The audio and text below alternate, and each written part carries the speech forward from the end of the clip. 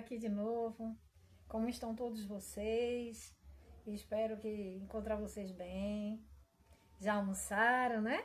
Barriguinha cheia. Depois de uma excelente notícia daquela de ontem, hein? Do jogo, hein? Brasil ganhou. Pois bem, viemos falar mais uma vez da palavra de Deus. Agradecemos, Senhor, por mais uma oportunidade de estarmos reunidos falando do teu amor, das tuas ordenanças, mandamentos, os benefícios que o Senhor, se nós obedecermos a tua palavra, o Senhor está sempre conosco, não é? O Senhor habita naquele que o teme, que espera nele. Bem-aventurado o homem que confia no Senhor, cuja esperança está no Senhor. Então, vamos prosseguir aqui com a live. Anteriormente eu fiz outra. Hoje está no pique. Tem outra aqui. Essa passagem bíblica é extremamente conhecida. Quem não já ouviu Mateus 11, 28, onde as suas escrituras relata Jesus faz um convite especial. Ele sempre nos convida, e o convite dele é nós atentarmos à sua voz, porque ele está atento a tudo aquilo que nós passamos, vivenciamos. Se estamos alegres, ele também se alegra. Se estamos tristes, o Espírito Santo se entristece. Mas ele atua em nós, não é? Ele atua, ele transforma a tristeza em alegria. O choro pode durar uma noite, mas a alegria vem pelo amanhecer, pela manhã. Então, Jesus faz um convite em Mateus 11, 28. Jesus faz dois convites mais famosos na Bíblia. Venham a mim todos os que estão cansados e sobrecarregados, e eu lhes darei descanso, vos aliviarei. Mateus 11, 28 é um convite aberto, pessoal e incondicional, focado no alívio espiritual e na troca da opressão pela graça dele, pela graça. O significado e o impacto desta passagem podem ser detalhados por meio de conceitos teológicos e contextuais específicos. O convite, venham a mim, vamos a ele, né? É uma ação pessoal de aproximação, ou seja, para você ter cada vez mais vínculo com o Senhor. Eu não sei se a palavra é cononia, é sintonia com o Senhor, é comunhão, relacionamento. Jesus não direciona as pessoas a uma situação de leis ou rituais, mas à sua própria pessoa. Ele se apresenta como a fonte definitiva ou refrigério. Muito forte, né, gente? É o acolhimento, o abraço, né? O abraço espiritual que ele nos concede com a sua paz, o seu refrigério. E nos dá alegria também. O destinatário, cansados e sobrecarregados, refere-se àqueles que sofriam sob o peso das pesadas tradições e exigências legais impostas pelos líderes religiosos daquela época, fariseus e escribas. Também se aplica metaforicamente a qualquer peso, culpa ou exaustão espiritual. Quantas das vezes, vamos abordar aqui um pouco, quantas das vezes, amados ouvintes, nós estamos num peso, numa sobrecarga. Eu vou dar um exemplo a vocês. Teve um dia que eu estava com uma sobrecarga aqui, ó, Chega, tava volumoso aqui, ó.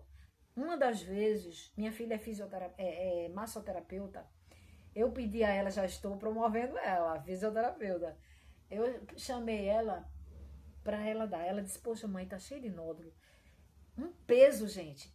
Muitas das vezes, esse peso não é nem físico, é espiritual. Aquela carga assim, ó. Você sabia que quando tem pessoas que olham para você ou tem um pensamento contrário, gente, isso é muito ruim. Que Deus nos livre disso, nos dê livramento disso aí, da inveja, que é uma natureza pecaminosa. Mas aí é outra parte que a gente fala depois. Então, assim, é uma carga negativa, é uma carga espiritual, mas nós podemos entregar na mão do Senhor. Nós podemos orar, apresentar para Ele, como está escrito em Filipenses 4:6, que nós não devemos estarmos inquietos, preocupados com coisa alguma. Que isso não ia alterar um côvado, o próprio Deus fala isso nas suas escrituras. Mas que quando a gente confia nele, entrega para ele, apresenta para ele as nossas causas, em súplicas, em ação de graça, ele nos diz que a paz que excede todo entendimento guardará os nossos corações e pensamentos nele. Ele estará conosco. Ele sempre estará conosco. Aliás, ele habita naquele que teme a ele, que ama a ele e espera nele. Não é? Então, nós temos que apresentar para ele e fazer uma troca. Senhor, toma o meu fardo que está pesado. Ele disse que tem o fardo leve para nós, né? Que a gente deve entregar, fazer essa troca, entregar o nosso fardo pesado para ele, que ele tem o suave. Veio agora na minha mente sobre falar essa passagem bíblica também. Quando nós estamos ministrando a palavra, ele além de habitar em nós, ele fala conosco. Tá certo, Senhor, eu falo. O que o Senhor quer que eu fale mais? Trocar o fardo pesado pelo fardo dele, que é o jugo pesado, né, pelo fardo dele, que é suave. E ele traz solução, gente. Ele nos dá, sou o teu alívio. Não tem esse louvor lindo? Daquele rapaz chamado Jessé? Tu és o nosso alívio, Senhor. Tu és o nosso bálsamo salutar. Tu és o nosso refrigério, nosso socorro bem presente na hora da angústia.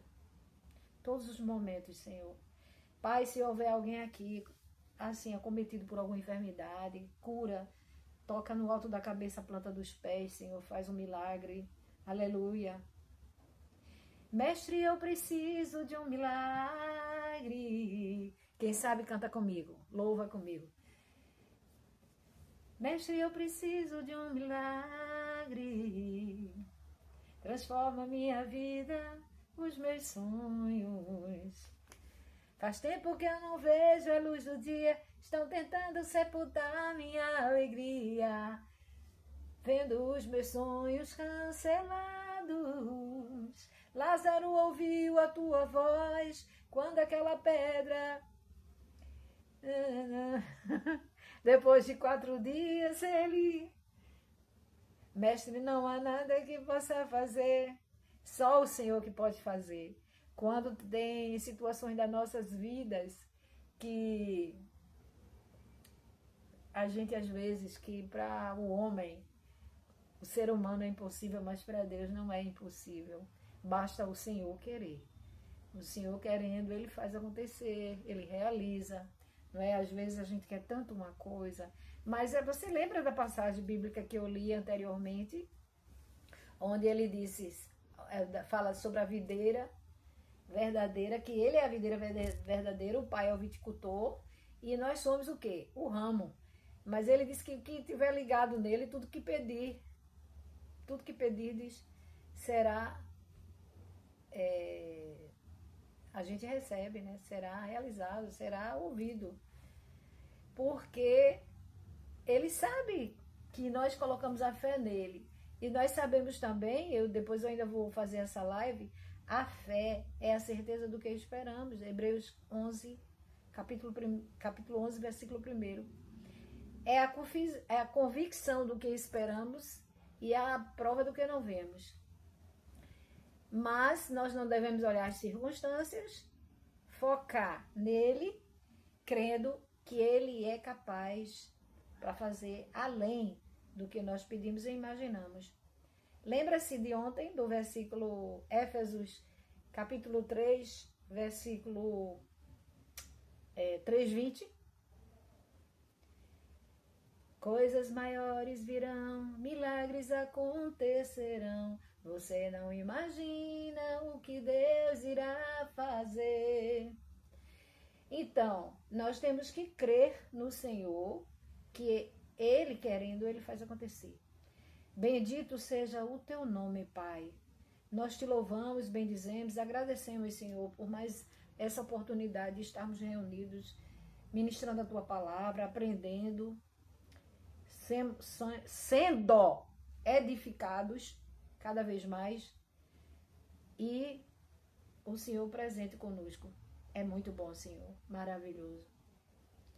Faz transbordar em nós, Senhor, a tua graça, nos dá resiliência, nos dá sabedoria cada dia mais, Senhor, conhecimento da tua palavra. Nós te agradecemos, nos dá saúde esse amado ouvinte, aquele que vai ouvir, dá livramentos a ele, a ela, a família dela, a família dele. Abençoa, Pai, cada um de nós. O Senhor é um Deus galardoador daqueles que te buscam, que esperam em ti. Certo? Deixa eu pegar aqui a outra Bíblia. Deixa eu ver. Porque essa não tem os hinos. Aqui dessa outra tem.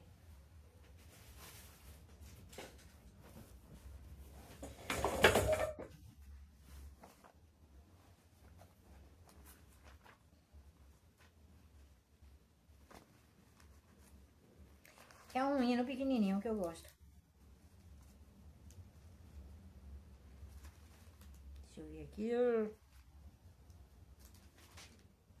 Meu Jesus, tu és bom, tu és tudo pra mim. Foste morto, mas vives em mim. Tu mereces louvor, ó Cordeiro de Deus. Tu és tudo, sim, tudo pra mim. Quero a ti dar louvor, pois és rei sobre reis. Tu és tudo, mas nada eu sou. Enche meu coração de ternura e paz. Honra eterna e glória te dou. O teu nome é amor, pois tu amas a mim. E eu quero andar neste amor. Triunfante estou, confiando em ti, meu Jesus grande consolador. Ó ungido de Deus, traz paz e perdão. Salvação, vida tens para os teus. Que mensagem do céu e de transformação, enviada do trono de Deus. Esse é o hino 25. Louvado seja o Senhor. Eu queria ler aqui uma passagem muito importante. Todas elas são. Toda vez eu digo isso, né, gente? É porque todas são. Meu Deus, cadê você? Gente, desculpa, mas eu faço assim, ó. Pra separar. Tem que andar com um negocinho pra molhar o bico. Achei! Ui!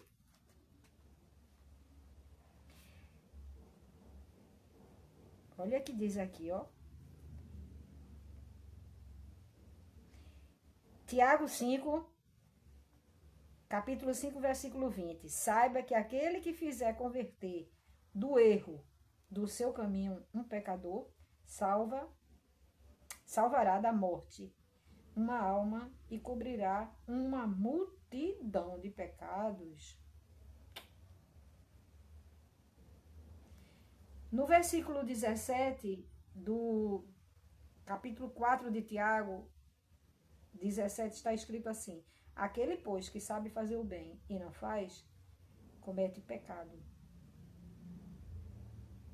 Quantas pessoas por aí, né, que pode fazer o bem e não faz.